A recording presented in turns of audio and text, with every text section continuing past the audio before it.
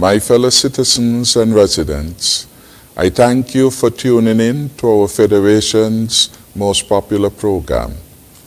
I use this interactive program to account to you the wonderful people of St. Kitts and Nevis and our progress in creating a stronger and safer future for you, the people.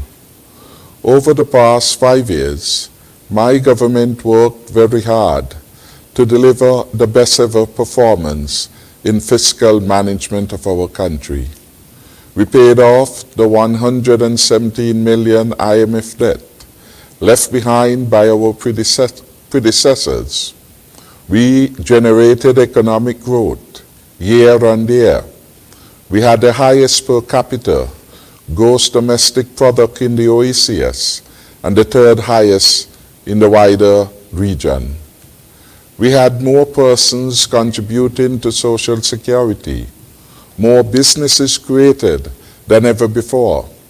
Annual wages and salaries in St. Kitts and Nevis reached the $1 billion mark for the first time in history, and tourist arrivals would reach the 1 million benchmark 2 years in a row. We were the magnet to which everyone came. Then on March 25th, we paused to deal with the reality that COVID-19 was with us.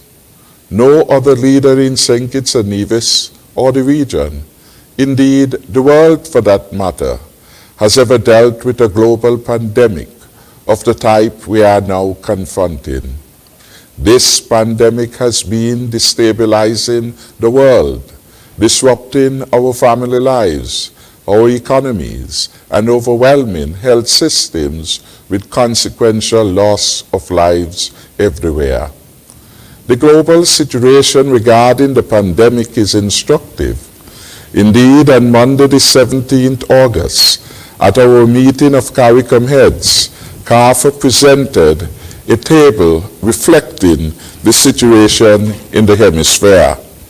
I won't go into the details of the table, save to give a number of cases or the status of a number of countries within CARICOM. I should say that Haiti had the largest number of reported cases as at August the 14th, 2020. Haiti reported 7,810 cases. Suriname was next in line with a total of 2,838 cases. Bahamas had reported 1,119 cases. Jamaica was also over the 1,000 mark with 1,082 cases. Trinidad and Tobago had 426 cases. St. Kitts and Nevis has been fortunate to have a competent and strong and prudent leadership for such a time like this. God is indeed with us. We have the lowest number of COVID-19 cases among independent states in the Caribbean, no active cases at this time, and no hospitalizations. Indeed, no death at this time either. We thank God for this. We continue the careful, thoughtful approach to reopen our economy in a stepwise fashion, careful to move one step at a time, learning from the experiences of others. We also learn from our own experiences. We are implementing the largest and best stimulus response in the region to contain the economic fallout of the coronavirus pandemic, now referred to as COVID-19. We have put more money in the hands of our people, ensuring that they could keep their heads above water at this difficult time. We gave help to our farmers, fishers, taximen, hotel workers, and businesses. Both corporate and unincorporated businesses received significant tax relief. 24% and 50% tax reduction respectively. We at the level of the ECCB, in particular the Monetary Council, encourage the moratorium or suspension of interest and principal payments and mortgages. In the case of St. Kitts and Nevis, the mortgages totaling $408 million were impacted, and 1,919 borrowers benefited from the moratorium. We have done all of this to date without borrowing 1 cent from anyone, a stark contrast to 2011, when the bygone regime mismanaged our country and borrowed $224 million from the IMF. The consequences of that debt are well known and will not be highlighted tonight. We are working hard to contain the recession, the worst in the world in over 100 years, and we are doing, in the eyes of many, reasonably well. One of our most challenging situations is what to do with our borders. We have kept them closed since March, with special permission required for anyone to enter or exit. This was done for health reasons, preventing the coronavirus pandemic from overwhelming us, killing our elderly folks, killing our citizens and residents with underlying conditions. We have accepted that COVID-19 will be with us until a viable vaccine is found. We have to learn to live with it. Hence, we have stressed the following based on the science and experiences around the world. Wearing of masks. No business, no office should provide service to anyone not wearing a mask, and the employees too should wear masks while serving the public. The virus not only makes you ill, it can kill you. Observing social distancing, practicing hand hygiene, frequently wash your hands thoroughly, and practice good hygiene generally. I thank our people for remembering to do these things all of the time. I understand it is difficult and inconvenient, but we must continue to try. Practice, of course, makes perfect. We have focused on a prior program on the hotel sector. This week we will continue the conversation on that subject and any other subjects relating to the economy and the Herculean efforts of my government to reopen St. Kitts and Nevis carefully, avoiding the unnecessary health risks to you, my beloved fellow citizens, residents, and well-wishers. But at the same time, we are doing the delicate balance, because while man must not live by bread alone, we recognize that he needs to earn his daily bread, and the state can only do so much for so long. What I can assure you is that in making any decision to reopen any area of our country, the Cabinet will rely on the advice of our health experts and how we can do this with minimal risk. Lives comes first. Lives come first. And we need you to be healthy to pursue your livelihoods. Lives are indeed precious, and without life, there is no future. You are aware that we plan to open our borders in October this year.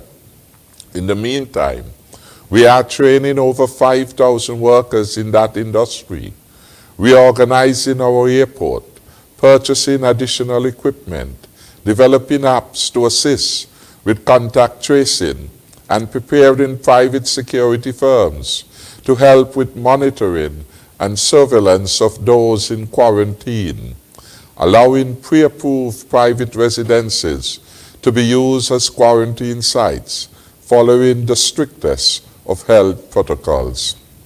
In summary, We are doing all we must do to prepare for that opening. Truth is, we cannot keep the country on permanent lockdown. We accept that. Generating economic activity is critical to our survival, as is the continuing fight against COVID-19. The Director General of the World Health Organization had it right when he said in his address this week, and I quote, "We live in a globalized economy, and countries are dependent on each other for goods, for services, transportation, and supply. If we don't get rid of the virus everywhere, we can't rebuild economies anywhere. The sooner we stop the pandemic, the sooner we can ensure internationally interlinked sectors like travel, trade, and tourism can truly recover." End of quote. I turn now to the matter of the docking of cruise ships. The visit of 2 cruise ships to our shores, originally planned to start this Wednesday, was carefully considered by the Cabinet over a 2-week period. We looked at the pros and cons, and we sought the input of the task force. They advised that it would be safe once certain protocols were put in place. Our task force has never given us any bad advice.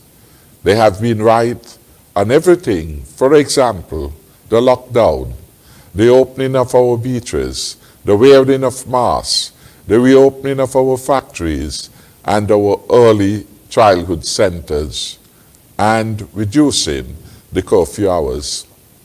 I know we can and should trust their judgment and have faith. God is with us. My government will continue to look at ways to generate economic activities in a safe way with minimal risks of importation of the virus, and we will continue to heed the advice of the health experts who have guided us well thus far as we slowly open back our economy. The Royal Caribbean Cruise Lines and the Ministry of Tourism shared a great relationship prior to the COVID-19 pandemic, which resulted in record cruise passenger arrivals to the Federation from 2015 to 2019. Benefits were enjoyed by our taxi operators, our restaurants, and our craft vendors, to name a few. We will continue this great relationship and see a revitalization of our cruise industry post-COVID-19. They have reached out to us requesting safe harboring of 2 vessels, the Rhapsody of the Seas and Vision of the Seas. Their arrival will not make a significant impact now, but in the medium term, we will benefit. The Rhapsody of the Sea was scheduled to arrive tomorrow, Wednesday, the 19th August at 8 a.m. with 79 crew members, and the Vision of the Seas was expected on August the 24th. The arrival of the Rhapsody of the Seas on Wednesday 19 has been delayed as the health team continues to ensure that all the requirements are fulfilled before permission for entry is granted. We have repeatedly said that we cannot keep the country on lockdown forever, and any attempt at reopening will come with some risks. But we will attempt always to open safely with the least amount of risk of importation of the virus. These vessels, we have been advised, have been at sea for some time with only crew members. I am advised by our experts that the risks associated with the granting of this request could be very low for the following reasons, and assuming these hold true. The crews of these vessels are all required to have negative RT-PCR COVID-19 tests before boarding from their home countries. They were quarantined on the ship under the supervision of the ship's doctors for 14 days before assuming duties and physically interacting with the rest of the crew. All the health records of all crew members will be reviewed by our health officials before they are allowed onto our shores. They will be tested with the gold standard RT-PCR COVID-19 test upon docking in our port. This, of course, will be compulsory. They will all be quarantined on board the ship for a minimum of 14 days after arrival in our port. Again, this is a standard safeguard to protect you, my people. We mean it when we say, from the very beginning, that your safety and security, and that of our beloved country of St. Kitts and Nevis, is our main priority. Your welfare, your progress, your concerns are always on my mind. They will all be retested at the end of the 14 days and only released from quarantine if they all test negative. This, of course, is another standard protocol. Security will be in place at the port to enforce quarantine. It is only after the return of a negative RT-PCR test on day 1 and day 4 will anyone be allowed shore time or disembark the vessels should they arrive.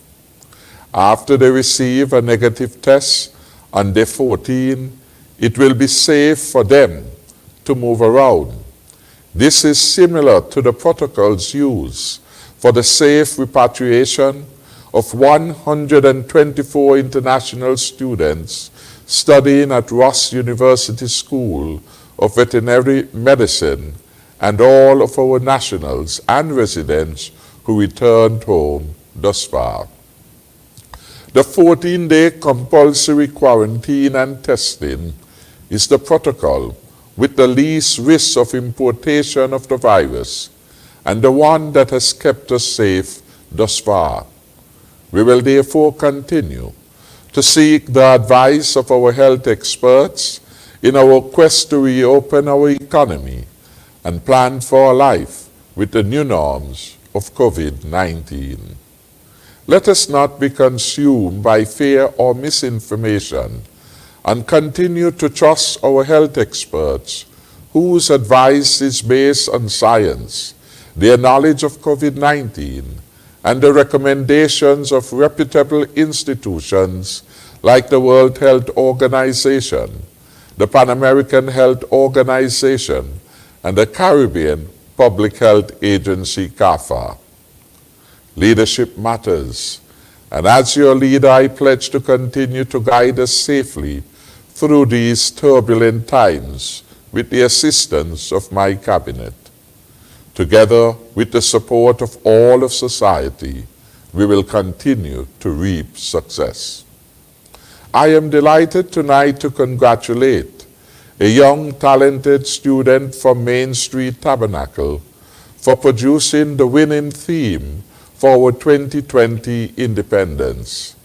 Her name is Destiny Morris, and her winning entry reads, Resilience, Innovation and Security for Independence 2020. While I'm congratulating Destiny Morris, I am reminded to congratulate a number of young and mature students who are starting or continuing tertiary level studies, undergraduate and postgraduate studies at various universities around the world. A preliminary assessment by the government's Department of Human Resources revealed that nearly 200 nationals are to benefit from government sponsorship, financial grants, and other supports for the financial year 2020 to 2021. These students will pursue studies on campus or online in a range of areas of national interest. An estimated cost of around $3.5 million will be borne by the Federal Treasury. This is a substantial amount, and it is in addition to the significant unbudgeted expenditure to provide a stipend to our students abroad and to return many of them home from Cuba and Jamaica. Speaking about nation building, I could not have excelled without the helpfulness and support of our Deputy Prime Minister, the Honorable Shawn Richards. As part of its 2020 budget allocation, my government committed to the build-out of significant capital projects, including roads, multipurpose community centers, traffic lights, the second cruise pier, etc. Between the government and SCASPA, approximately $276 million worth of various projects are at various stages of implementation. His Excellency Ambassador Ian Liburd presided over the most expansive public sector project in history. I must thank Deputy Prime Minister Richards for joining me, and he will no doubt elaborate on our capital projects which are creating jobs and incomes for many people, improving our social and economic infrastructure, and making life better for all of us. One of our career civil servants, Mr. Edward Giff, Comptroller of Inland Revenue, is here with us. Last year, his department collected over $266 million in revenue, which helped us to pay our bills, improve the delivery of services, pay double salary, and much more without borrowing 1 cent. I want to thank Mr. Giff and his staff for their work. Working together in unity, St. Kitts and Nevis will always do better. I thank you. Thank you very much, Honorable